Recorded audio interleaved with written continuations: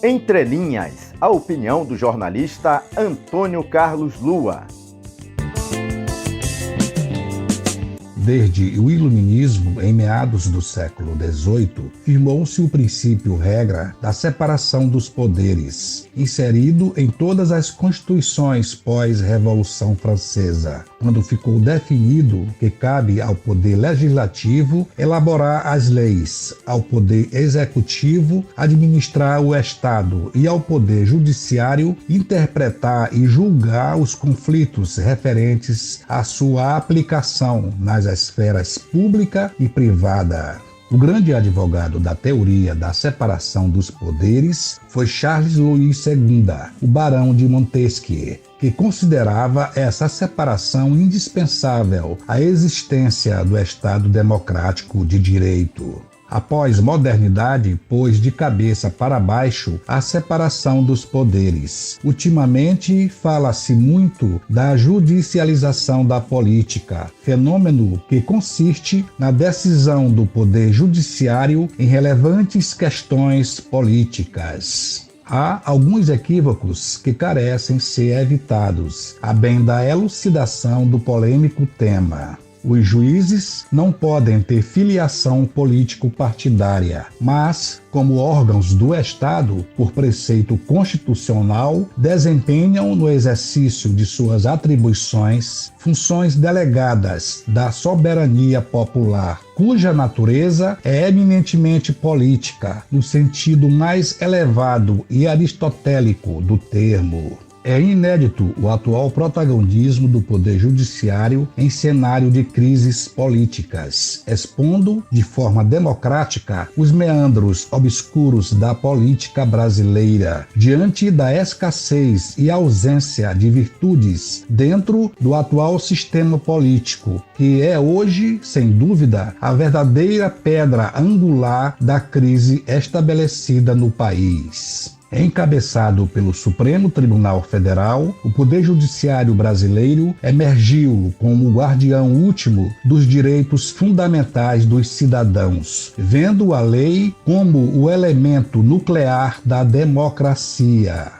A judicialização da política, um fenômeno observado em diversas sociedades contemporâneas, ocorre porque os tribunais são chamados a se pronunciar onde o funcionamento do legislativo e do executivo se mostra falho, insuficiente ou insatisfatório.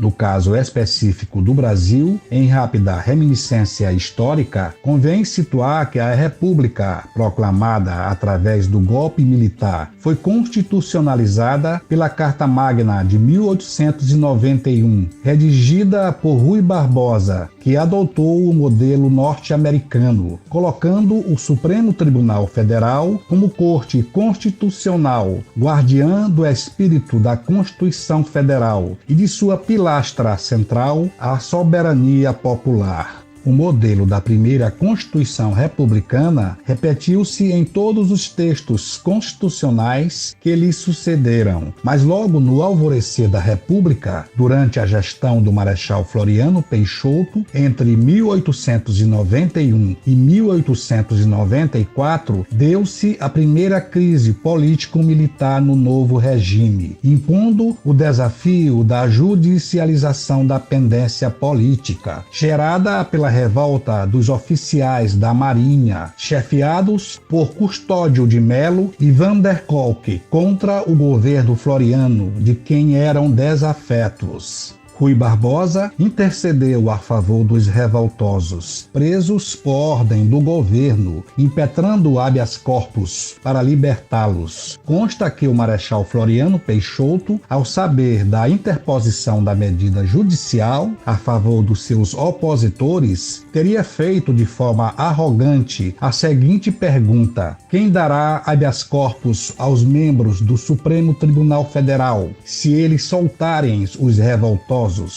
O caso gerou uma grave crise. Muitos revoltosos exilaram-se, outros foram fuzilados e Rui Barbosa teve que se exilar em Portugal e depois na Inglaterra. O Jornal do Brasil, que fez a publicação do habeas corpus em uma das suas edições, foi fechado. O governo Floriano Peixoto encerrou-se em 1894, com o seu titular cansado e desgastado politicamente. Esse foi o primeiro episódio da história republicana em que se criou o impasse da judicialização da política. Ao longo do tempo, vieram outros casos, trazendo vários exemplos de que vem cabendo ao Poder Judiciário o julgamento de relevantes questões políticas no Brasil. Assim, é necessário entender que quando se trata de valer o espírito da Constituição Federal, não há outra forma de julgar.